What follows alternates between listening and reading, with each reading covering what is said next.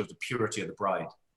Gavin, follow-up question for you. And we're coming up on, I think we're at 1 hour here, and we're just going to keep going. There's still plenty of people watching on YouTube, Instagram, Facebook. And so here's the deal.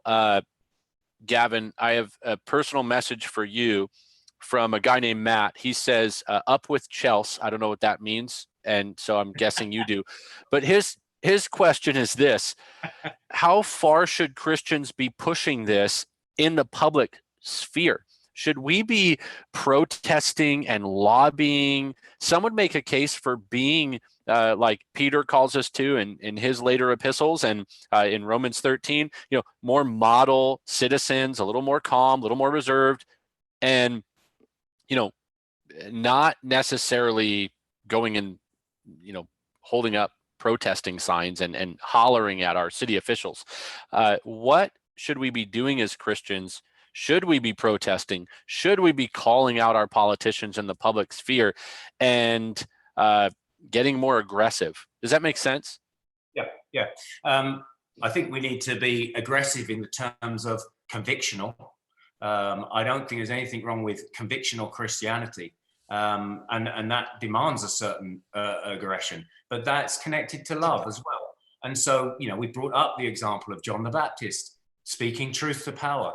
The gospel itself was a public event. You can't be a Christian in just in your own home, never speaking. We're called to be evangelists. Now, some people say, well, this isn't the gospel. Well, we've already shown that it's linked to the gospel in many ways, and it's a hook into the gospel, and it's actually an issue that affects all areas of life. Therefore, I think you won't be able to, if you're a faithful Christian, if you seek to pursue godliness, you won't be able to help but speak, because the culture is pressing it upon you.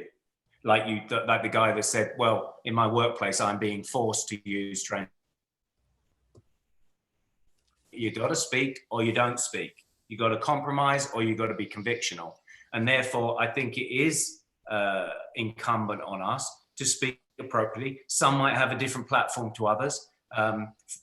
I speak quite publicly on the issues. My primary goal is the gospel. I speak about manhood, womanhood, marriage, and sexuality as well, and a little bit about football.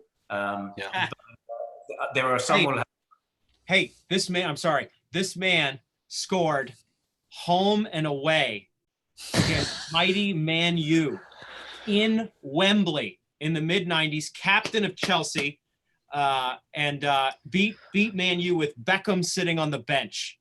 That's not why we wanted to co-author, but this dude took no prisoners. And it wasn't because Beckham was on the bench? Wouldn't someone argue that?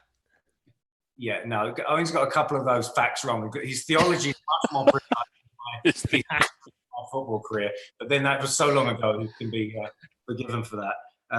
But yeah, all that to say is, appropriately so, yes, to speak. And I've had a lot of Christians, just to finish on this, Costi, who have contacted me and said, we've really felt encouraged by your public stance on this. So it encourages other Christians. So when you speak up, wherever you are listening to this, and you speak up appropriately so in a public setting, it will encourage other Christians around you.